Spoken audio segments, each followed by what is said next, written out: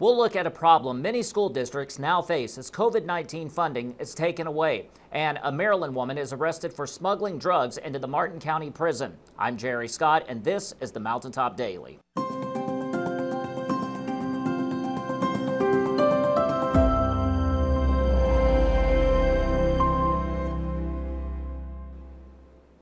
Federal cost-cutting measures are continuing to be felt on the local level, with school districts the latest to feel the pinch. Many school districts have seen unspent emergency funding from COVID-19 taken back. Sheldon spoke with one superintendent who is now wondering how to pay for new school buses that have already been ordered. School districts across Kentucky are now facing challenges after federal funding was pulled on March 28th that has been given for COVID relief. One of the school districts suffering is the Letcher County Board of Education. Letcher County School Superintendent Denise Yance said the $3 million lost in her district creates gaps where that money has already been spent.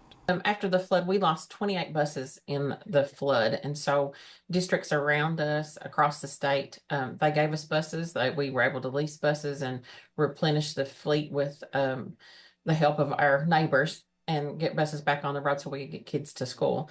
And so with the leftover ESSER funds, we were wanting to purchase 25 new buses, and it was within the timelines and time frame that we were allowed to do that. So we ordered the buses, and they have just started coming in about 2 weeks ago. And then we were notified that that amount of money was clawed back from the federal government. Yance said notification was swift and allowed for very little time to adjust.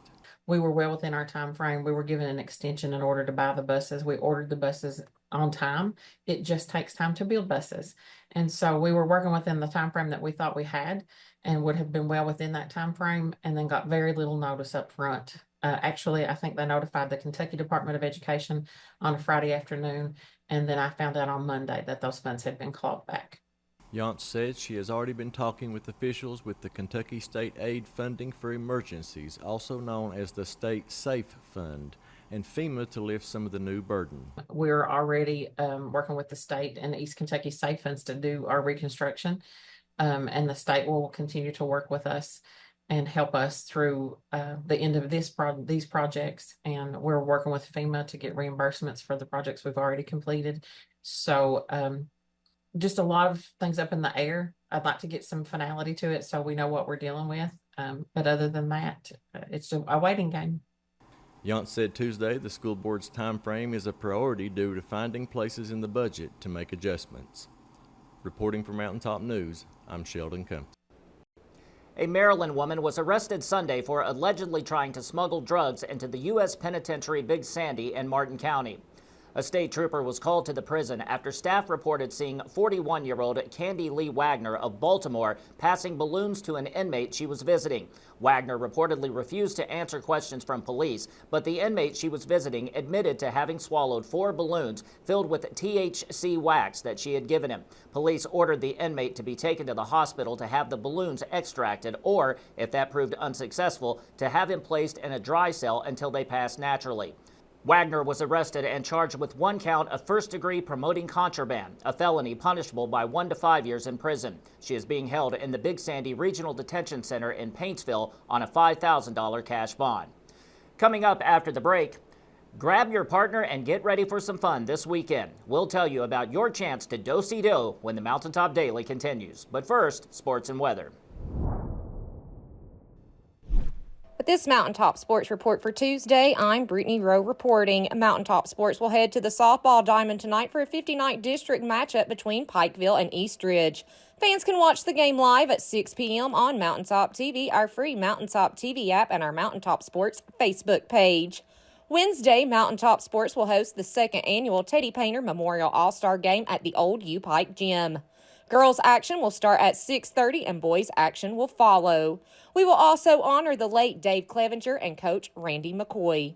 For the latest area high school and college sports news, remember to check us out at mountain-topsports.com or check us out on Facebook, X, and TikTok. Reporting for Mountaintop Sports, I'm Brittany Rowe. Have a great Tuesday, sports fans.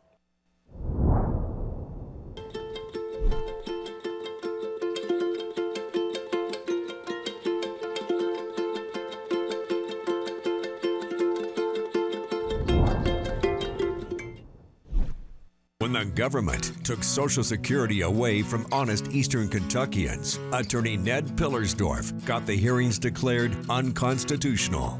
When the women guards were harassed at Little Sandy Jail, Ned fought back, securing a $1 million verdict at trial. And when the state tried to shut down Cordia School, Ned fought back and kept the school open. Attorney Ned Pillersdorf fights for the underdog, and he's ready to fight for you. Hey, it's Kristen Mulcahy, Marketing Manager at Appalachian Wireless. Are you ready to spring into savings with incredible deals on the latest smartphones? Or how about get unbeatable prices on select devices when you switch or upgrade? We have the deals that you don't want to miss going on now through May 31st. Want to know more? Visit us on the web at AppalachianWireless.com or in one of our many retail locations. Spring into savings today because we are you, we are Appalachian Wireless. Letcher County will be the site of some old-fashioned fun this weekend as the longest-running community square dance returns. Robin brings us a preview. Carcassonne is a tiny town in southeastern Kentucky that many people have probably never heard of, but it's home to the United States' longest-running community-sponsored square dance. The center itself began in 1924, July 1924, and the family that basically created the community center. They cut down the timber, they built the community center or the school there. So there are stories about the square dancing happening at that building. Square dancing has its origins in 17th century England and France, but flourished in the New England and Appalachian areas in the early 1900s, where it was taught in schools and became part of the social fabric of communities. Before we had access to travel the way that we do now, it was a lot more of a gathering, and people would kind of sit on the back porch and play music, and then it just started with people dancing in the yards, and like I said, at instances people used to take all the furniture and put it out in the yard and they dance in the house. So like I said, it's something that I think has been really the stuff, it's ingrained in the fabric of Appalachia. In today's society, where most entertainment comes in the form of technology, you might be surprised to find out that attracting younger folk isn't a problem for the Carcassonne Community Center. We use the square dance as an opportunity for camaraderie, fellowship, but honestly, we have no problems getting youth in. And that's one thing I think a lot of people find odd. Typically when you talk about square dancing, there's a subset of people that actually learned to square dance in school. It was part of their physical education and things. And so I think it's a lot of those memories that really, bring people back.